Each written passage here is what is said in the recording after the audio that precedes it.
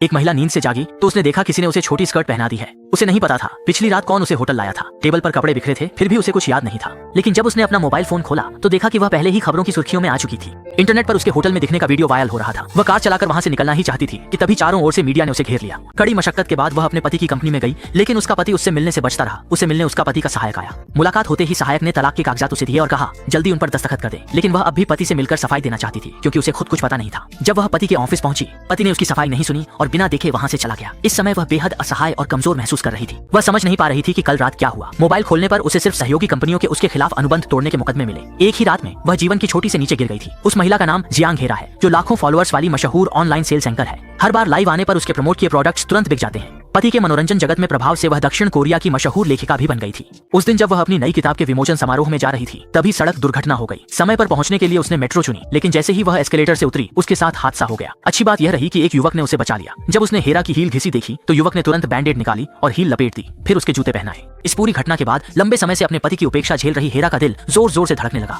संयोग से नई किताब के विमोचन समारोह की मुलाकात में वही युवक एक बार फिर हेरा के सामने आ गया। उसने कहा वह भी हेरा का सच्चा प्रशंसक है और हेरा के लिए खास तोहफा भी तैयार किया है। उसने मेट्रो स्टेशन पर देखा था कि हेरा की एड़ी छिल गई थी, इसलिए उसने उसके लिए एक जोड़ी फ्लैट जूते खरीदकर भेंट की। मुलाकात खत्म होने के बाद हेरा फ्लैट जूते पहनकर कंपनी से बाहर निकली तो उसने देखा वही युवक जिसने उसे तोहफा दिया था किसी से पिट रहा है। लोगों के चले जाने के बाद उसने युवक को एक रुमाल दिया। युवक ने देखा कि हेरा ने वही जूते पहन रखे हैं जो उसने खरीदे थे, तो वह मुस्कुरा उठा और खड़ा होकर हेरा से खाना खिलाने की फरमाइश कर दी। खाने के दौरान युवक फिर हेरा की तारीफ करने लगा। उसने कहा कि वह भी हेरा की तरह जल्दी सफल होना चाहता है। जिसने उसे मारा वे सूदखोर थे। मां के इलाज के लिए पैसे भेजने के चक्कर में उसने सूदखोरों से कर्ज लिया था। अब हालत इतनी खराब है कि खाने के पैसे भी नहीं बचे। अपनी दुखद कहानी सुनाकर उसने हेरा की सहानुभूति जीत ली। इसलिए हेरा, जो शराब नहीं चाहती थी, एक पैक पीने को राजी हो गई। जहां शुरुआत हो गई वहां अंत नहीं था। शराब के पैक पिलाए गए।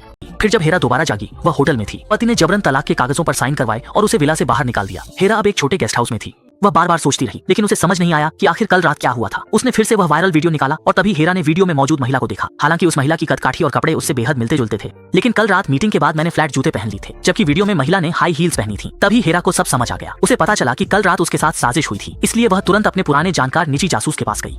हेरा ने पूरी बात बताई और महिला जासूस से सच्चाई पता लगाने में मदद मांगी, लेकिन जासूस ने शुरू में ही 2 मिलियन मांगे, जबकि अब हेरा पर कंपनी ने मुकदमा कर दिया है और उसका बैंक खाता पहले ही फ्रीज हो चुका है। नकद न होने पर उसे अपनी अंगूठी गिरवी रखनी पड़ी। अगली रात जासूस ने हेरा के पति के सहायक और उस युवक के मिलने की तस्वीरें ले ली। वह कार से सहायक का पीछा करते हुए होटल पहुंची। पार्किंग में देखा सहायक ने एयरगोट और शराब शरीर पर लगाई, एक घूंट पी और जल्दी कुल्ला किया।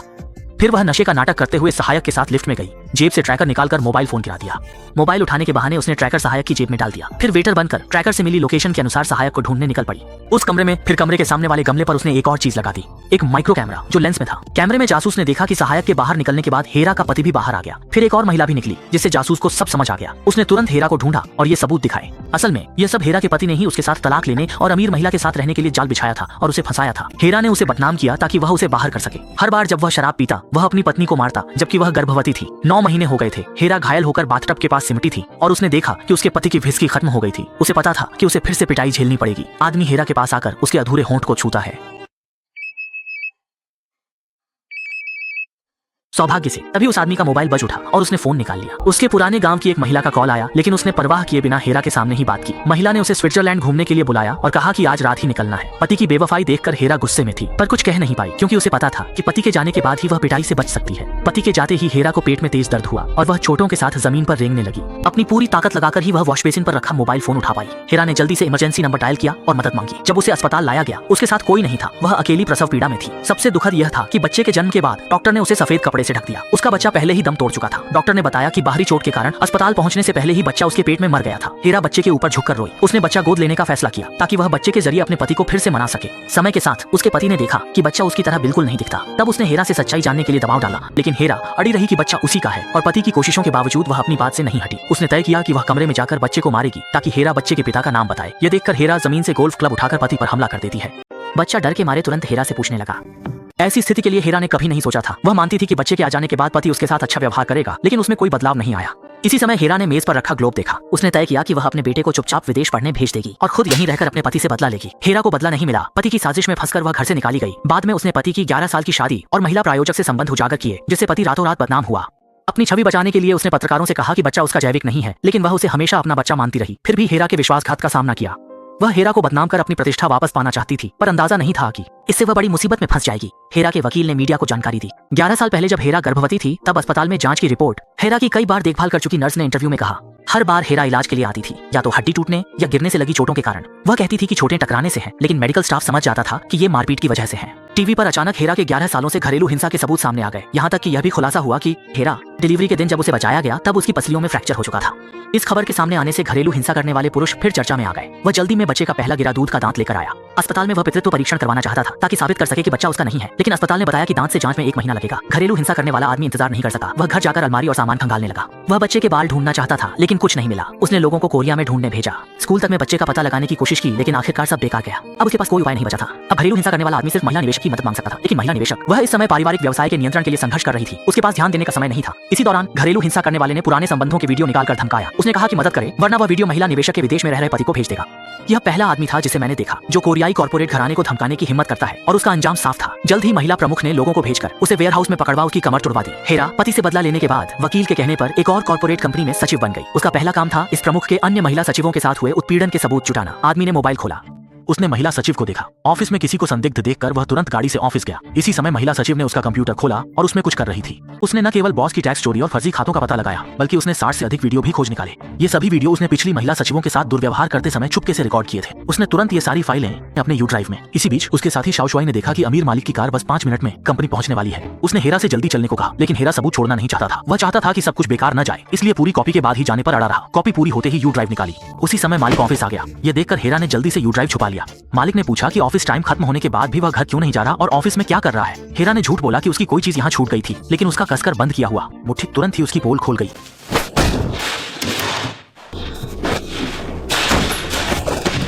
हेरा को जोर से पटका गया। वह निढाल हो गया। मालिक ने उसकी मुट्ठी खोलकर यूएसबी ड्राइव ले ली, फिर सिरिंज निकाली, दवा भरी और बुलबुले हटाए। वह कौन सा तरल है?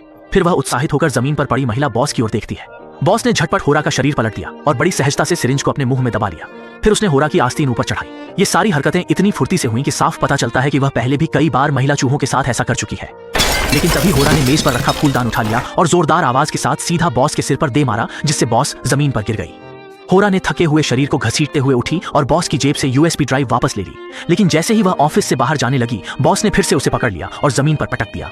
होरा ने देखा कि बॉस ने ऑफिस के अंदर बने एक गुप्त दरवाजे को खोल दिया। ऊपर देखा तो अंदर एक बिस्तर रखा था और नियॉन लाइट्स की रोशनी में वह कमरा पूरी तरह रहस्यमय लग रहा था। इसके बाद बॉस कमरे से एक लोहे की जंजीर निकाल लाई और होरा की गर्दन में डालते हुए बोली। इतना कहकर बॉस ने होरा को घसीटते हुए उस गुप्त कमरे की ओर ले जाना शुरू कर दिया। सांस लेने के लिए होरा ने एक हाथ से जंजीर को पकड़कर खिंचाव कम किया, जबकि दूसरा हाथ मजबूती से पकड़े रखा। उसने मेन्युआन को जाने नहीं दिया। हालांकि जब वह रुका तो हेला के शब्दों ने बॉस को रुकने पर मजबूर कर दिया। करीब से देखने के बाद हेला ने अभी अभी उस दृश्य का लाइव प्रसारण शुरू किया। लाइव प्रसारण कक्ष में लोगों की संख्या कुछ ही मिनटों में 1,60,000 हो गई। संख्या अभी भी बढ़ रही थी। टिप्पणी क्षेत्र और भी अधिक उबल रहा था। बॉस ने उसे देखते ही अपना फोन बंद कर दिया और उसे गुप्त कक्ष में रिपोर्ट कर दिया। लेकिन गुस्से में बॉस ने लाइव प्रसारण को बिल्कुल भी गंभीरता से नहीं लिया। वह बस हेला को जल्दी से पकड़ना चाहता था, क्योंकि उसे लगा कि उसकी पृष्ठभूमि के साथ यह मामला जल्दी से सुलझ सकता है। जैसे ही वह हेला के साथ कुछ अजीब करने वाला था, नीचे से पुलिस की आवाज आई और हेला को आखिरकार बचाए जाने की उम्मीद दिखाई दी। जब जियो शुआई यहां पहुंचा तो हेला को पहले ही पुलिस ने बचा लिया था। इस घटना के बाद हेला की प्रतिष्ठा और अधिक प्रसिद्ध हो गई।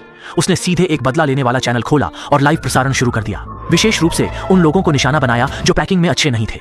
उसने ऑर्डर बंद कर दिया। लेकिन जब वह उस दिन ऑफिस लौटा तो उसे फंसाने वाला जिगोलो अचानक घर पर प्रकट हो गया। जिगोलो ने हेला पर सबूत उजागर करने और उसके स्टार करियर को बर्बाद करने का आरोप लगाया। उसने कहा कि वह हेला के साथ मरना चाहता है। जिगोलो ने नाइट फ्लावर गैस निकाली, दरवाजा खोला और चेहरे पर मृत भाव के साथ उसे लाइटर से धमकाया। हेला ने एक नजर में जिगोलो की छोटी सी चाल को समझ लिया। वह जानता था कि जिगोलो ऐसा करने की कभी हिम्मत नहीं करेगा, इसीलिए उसने उसे जल्दी वापस जाने के लिए कहा। उसने अग्निशामक यंत्र लिया और दरवाजे का ताला खोल दिया, जिससे जिगोलो अपने चेहरे पर शर्मिंदगी के भाव के साथ अकेला रह गया। लेकिन इस समय जिगोलो ने अचानक दरवाजे के बाहर से एक ब्लैक हिडन नेस्ट को आते देखा। जिस क्षण हेला ने दरवाजा खोला, जिगोलो तलवार लेकर उड़ गया और हेला को अपने सामने खींच लिया और फिर उसने हेला के लिए असली हत्यारे को रोक दिया। इस घटना के बाद जिगोलो भी हेला के बदला लेने वाले समूह का सदस्य बन गया।